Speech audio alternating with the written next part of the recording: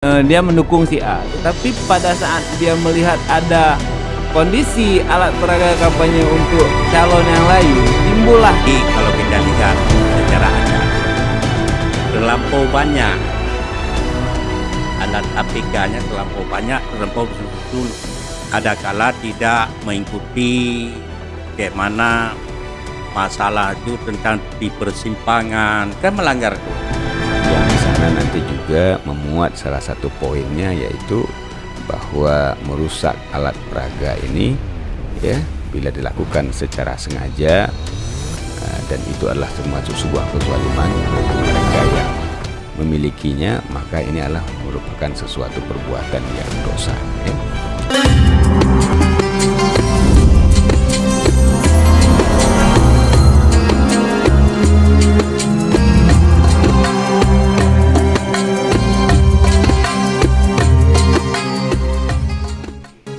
Assalamualaikum warahmatullahi wabarakatuh. Waalaikumsalam warahmatullahi wabarakatuh. Hamdan syukran lillah, salaman ala rasulillah warabihi wa mawala. Bertemu lagi dengan kami Lentera Umat yang inspiratif dan mencerahkan. Pemirsa, beberapa pekan ke depan kita akan menghadapi dan akan mengikuti pesta demokrasi terbesar di negeri ini, yaitu pemilihan umum. Di sana kita akan memilih anggota legislatif, kepala daerah, bahkan pemimpin negeri ini. Di dalam melaksanakan agenda pemilu itu, ada beberapa atribut dan perlengkapan yang dipergunakan oleh para calon legislatif, calon kepala daerah, bahkan pemimpin negeri untuk menarik suara dan minat masyarakat untuk bisa memberikan suara kepada mereka. Tentunya alat kelengkapan ini dirasakan dan dipergunakan untuk mendukung proses tersebut. Namun di dalam sebuah kompetisi yang menentukan pemenang akan ada beberapa kubu, yaitu yang pro dan kontra. Di antara kedua kubu ini akan terjadi beberapa gesekan, baik itu yang rasional bahkan cenderung radikal. Sehubungan dengan hal tersebut, bersama kami saat ini telah hadir beberapa narasumber yang akan kita coba untuk menggali lebih jauh terhadap poin atau instrumen perlengkapan yang dipergunakan untuk pemilihan umum ini, yaitu alat peraga kampanye. Bersama kita saat ini alhamdulillah telah hadir Abia Dr. Tengku Haji Muhammad Hatta LC MED. Assalamualaikum Abia. Assalamualaikum warahmatullahi wabarakatuh. Bagaimana kabar hari ini? Alhamdulillah sehat. Alhamdulillah sehat insyaallah. Alhamdulillah. Juga bersama kita saat ini telah hadir Dr. Andes Syekh Marhaban. Beliau adalah Wakil Ketua Majelis Adat Aceh. Assalamualaikum Syekh. Waalaikumsalam warahmatullahi wabarakatuh. Bagaimana kondisi hari ini? Alhamdulillah sehat. Alhamdulillah sehat walafiat. Alhamdulillah. Baiklah pemirsa, untuk menyingkatkan waktu, mari bersama-sama kita coba mendalami lebih jauh terkait dengan alat peraga kampanye ini. Yang pertama kita akan coba berbincang-bincang dengan Syekh Marhaban. Syekh, menurut pandangan dari skup adat istiadat Aceh dan kearifan lokal kita terkait alat peraga kampanye ini. Sekarang kan bisa kita lihat ada beberapa teknis atau mungkin bisa kita sebut dengan trik-trik yang dilakukan oleh para calon ini untuk menarik suara dari masyarakat. Menurut sudut pandang dari keacehan kita ini, bagaimana menurut Syekh? Ya, terima kasih. Kalau kita lihat APK, alat peraga kampanye, maka kita lihat sebagai pengenalan kepada sosok yang ditampilkan siapa bakal calonnya. Tetapi kalau kita lihat secara adat, terlampau banyak tuh. Alat APK-nya terlampau banyak, terlampau bersusun. Ada kala tidak mengikuti bagaimana masalah itu tentang di persimpangan, kan melanggar tuh di seri adat, tidak baik. kita lihat di sisi adat, Ya, tidak bagus sisi pandangan adat. Kenapa terjadilah nanti ada hal yang bertentangan dengan manusia, terjadi pandangan, terjadi tabrakan, diakibatkan APK-nya. Berarti kita ambil contoh nih, misalnya dia meletakkan di persimpangan jalan ini, ya. Misal contoh kita ambil di persimpangan yang lampu merah begitu ya. Bisa mengganggu pandangan pengendara ya, dan bisa mengakibatkan malah kecelakaan ya. Iya betul tuh, apalagi di persimpangan, apalagi di lampu merah. Sebenarnya di lampu merah tidak perlu tuh. Kita kan ada, kemudian kita lihat hari ini apakah ada atau tidak, inilah di Bawaslu ataupun KPU atau KIP ada kesepakatan. Ini daerah ini dibenarkan kita memasangkan APK. Kita lihat tidak? Bagaimana cara kita lihat di persimpangan dengan di mana arah alurnya kita bisa. Inilah yang kita lihat di sisi adat ini tidak baiklah. Gitu. Baik. Berarti juga ada fenomena sekarang kita lihat di masyarakat itu, ada beberapa seperti kita bahas sebelumnya, ada kubu-kubu yang kontra ini bisa kita bilang. Misalnya dia mendukung si A, tetapi pada saat dia melihat ada kondisi alat peraga kampanye untuk calon yang lain, timbullah hal manusiawi dia itu untuk menggolkan jagonya dia itu. Bagaimana kalau misalnya kita lihat kasus tersebut dari sudut pandang adat, apakah boleh seandainya misal kita ambil contoh ada masyarakat yang melihat hal tersebut dari hukum adat, dari kebiasaan orang kita Aceh ini, apa yang bisa diambil oleh masyarakat untuk mengantisipasi bahkan bisa kita bilang mencegah hal tersebut?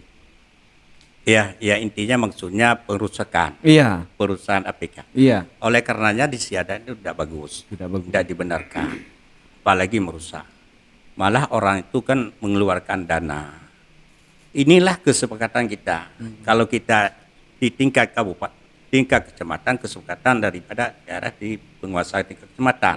Kalau daerah kabupaten ada di penguasa di tingkat kabupaten, mungkin ada keterlibatan semua. Di daerah mana tempat. Dan tidak boleh ada pengusaha-pengusaha. Apalagi di sini ada ibadat, menghormatilah orang lain kan.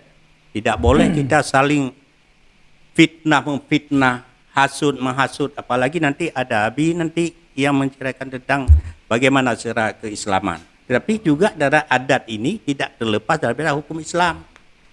Berarti secara tidak langsung ada nggak hukum adat yang mengatur tentang hal tersebut? Misalnya nih, contoh kita ambil di para nelayan ini, ada dia hukum laut, ada panglima laut misalnya kan. Kalau terkait masalah ini ada nggak hukum adat yang mengatur masalah? Inilah kalau kita berbicara di kelembagaan. Ini kan ada lembaga adat, termasuk lembaga adat panglima laut, pawang kan, ada itu harian pekan. Untuk kenapa ada terjadi? Untuk mengantisipasi tidak ada terjadi konflik di daerah tersebut. Apabila terjadi konflik, maka terjadilah peradilan adat. Diselesaikan menurut adat. Juga kalau ada perusahaan beliau juga ada diselesaikan menurut peradilan adat juga. Kita duduk bersama lah. Makna peradilan adat adalah damai, tidak saling musuh-memusuh, saling memaafkan. Istilah bahasa Aceh umat jarau. Betul. Berarti kan bisa kita ambil contoh, misal gitu mendamaikan itu blukat kuning lah. Baik. Terima kasih. Baik, selanjutnya kita coba ke Abia. Abia, kalau kita lihat terkait masalah ini dari sudut pandang hukum Islam, ada nggak yang mengatur terkait masalah pengerusakan alat peraga ini? Ya, baik, terima kasih atas waktu yang diberikan. Tentunya kita melihat kepada landasan dasar bahwa pemilu ataupun pemilihan umum ini adalah merupakan bagian daripada agama. Jadi tidak mungkin sebuah negeri berdiri tanpa ada pemimpin. Ya. Betul. Jadi pemilu ini adalah proses, ya, di mana nanti di sana kita mengharapkan akan lahir sebuah proses yang baik sehingga menghasilkan pemimpin-pemimpin yang baik, pemimpin-pemimpin yang betul-betul menjadi wakil daripada rakyat. Tentunya sebenarnya di sini tidak ada sebuah pertarungan, tidak ada. Makanya kan negara kita juga memperkenalkan ini adalah sebagai proses pesta demokrasi. Yeah. Pesta itu biasanya orang bergembira, ya Pak. Ya, walaupun ada perbedaan gagasan, perbedaan ide dan konsep-konsep yang akan disampaikan, itu sah-sah saja sebagai penunjang sehingga nanti masyarakat akan menilai mana pemimpin yang mungkin lebih menjadi atau mewakili aspirasi mereka begitu, ya. Nah, tentunya untuk menghasilkan harapan-harapan ini, ya, banyak nanti daripada caleg dan sebagainya mempersiapkan proses introducing, ya, pengenalan, ya. Mungkin ada pemain-pemain baru, ya, yang mereka belum begitu familiar, ya. Termasuk juga yang sudah lama, yang berkompeten, ya. Mungkin juga mereka perlu memperkenalkan kembali bahwa mereka itu hadir dalam kontestan yang demokrasi ini, ya. Maka peraga-peraga yang mereka tampilkan, yang pertama tentu kita harapkan itu memenuhi kriteria yang telah digariskan oleh perundang-undangan yang berlaku, seperti sampaikan tadi oleh Bapak Syekh ini kita tadi dari MAA, bahwa jangan sampai APK ini menjadi penghalang lalu lintas dan sebagainya tentunya, ya.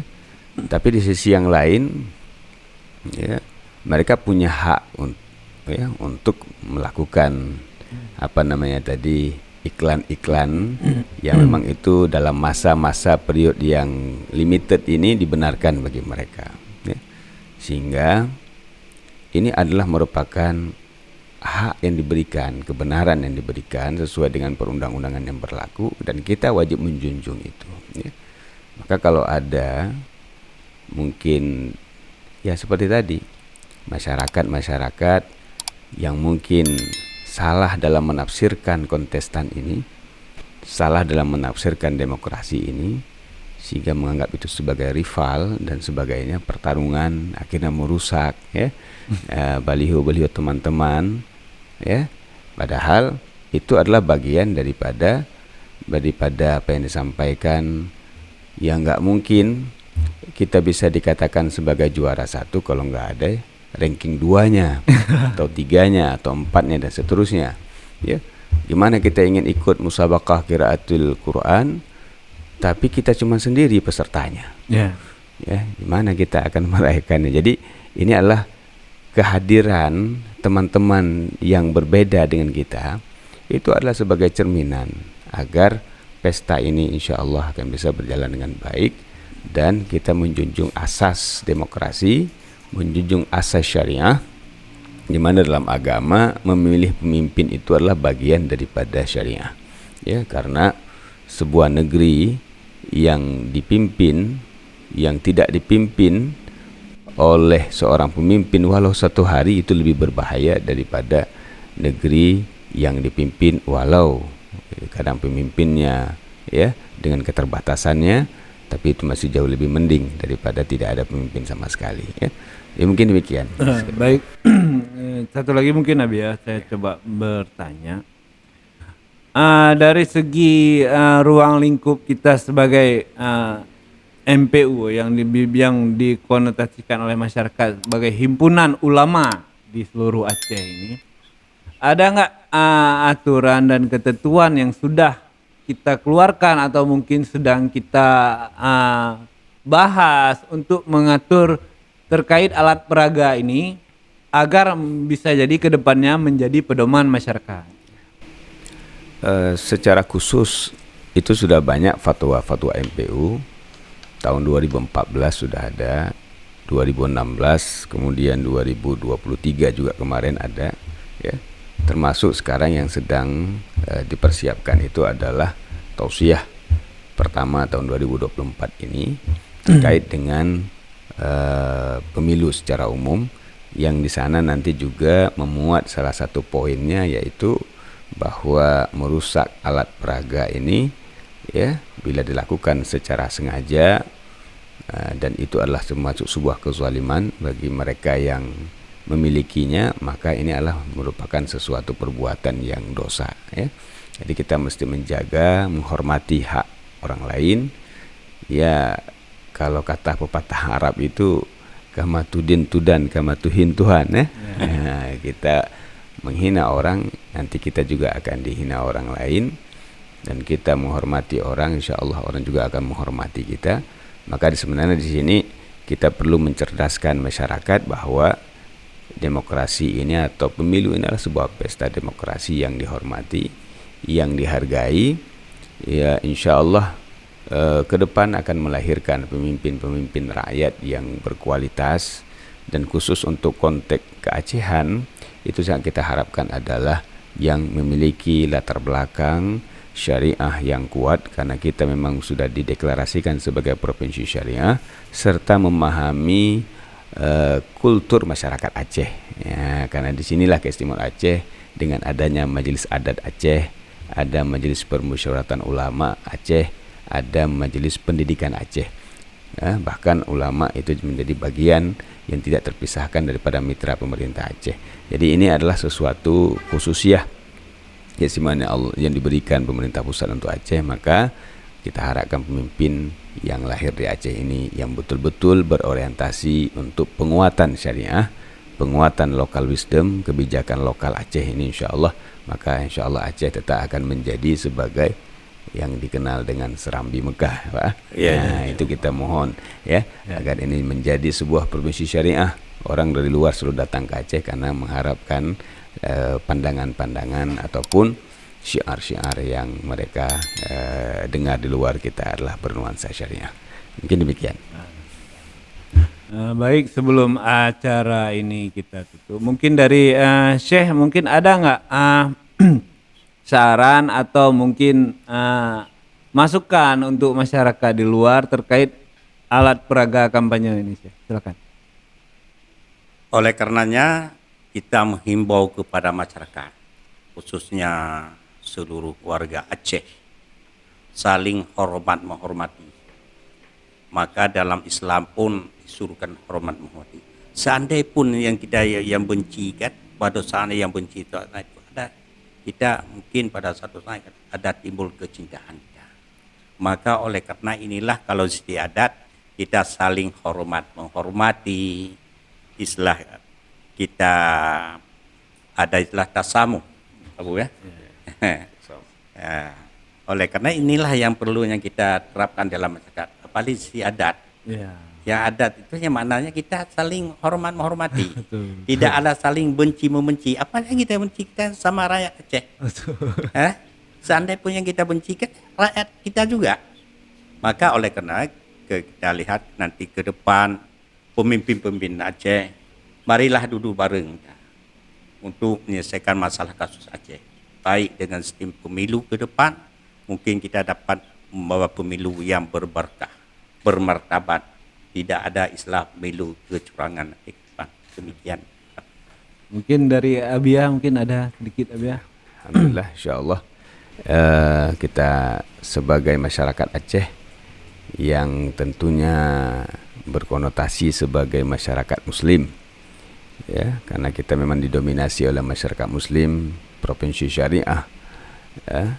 Jadi tentunya di dalam kita melaksanakan beberapa hari ke depan ini, lebih kurang sebulan lagi, ya. Insyaallah proses pemilu ataupun pileg dan semuanya ini tentunya dilaksanakan secara syariah, dan kita tentunya mengharapkan bahwa insyaallah masyarakat kita melaksanakannya dengan kekuatan dorongan nurani yang baik, ya, menjaga segala hal-hal yang bisa menimbulkan perselisihan satu sama lain, karena Allah mengingatkan kepada kita dalam Al-Quran, wal tandur nafsum ma qaddamat lighad. Setiap kita mesti melihat apa yang kita lakukan hari ini dengan pertanggungjawaban nanti di yaumil qiyamah. Jadi bukan segala-galanya dunia, tapi kita punya kehidupan berikutnya, maka apapun yang kita lakukan harus dilihat konsekuensi untuk akhiratnya. Mudah-mudahan kita menghasilkan yang terbaik dan diridhai Allah Subhanahu wa taala. Amin ya rabbal alamin. Baik, terima kasih banyak kita ucapkan kepada kedua narasumber. Alhamdulillah, mungkin kita dapat menyimpulkan sedikit, pemirsa, baik dari hukum adat ataupun hukum agama Islam, yang namanya merusak alat peraga kampanye itu tidak dibenarkan. Dan itu melanggar dari hukum adat dan hukum keislaman kita. Jadi, dalam menyongsong beberapa pekan ke depan saat Anda akan memberikan hak Anda, kami cuma mengharapkan jangan ada tindakan apapun untuk menjatuhkan lawan Anda. Karena pada dasarnya itu bukan lawan, itu teman berkompetisi. Jadi sedikit saya sampaikan, tolong persiapkan diri Anda, hati nurani Anda. Kita harap kita bersih, kita siap. Berikan suara Anda, karena suara Anda akan menentukan bangsa ini 5 tahun ke depan. Akhirul kalam, saya Hafaz di sini. Kalau ada kesalahan saya mohon maaf. Wabillahi taufik wal hidayah. Wassalamualaikum warahmatullahi wabarakatuh. Waalaikumsalam warahmatullahi wabarakatuh.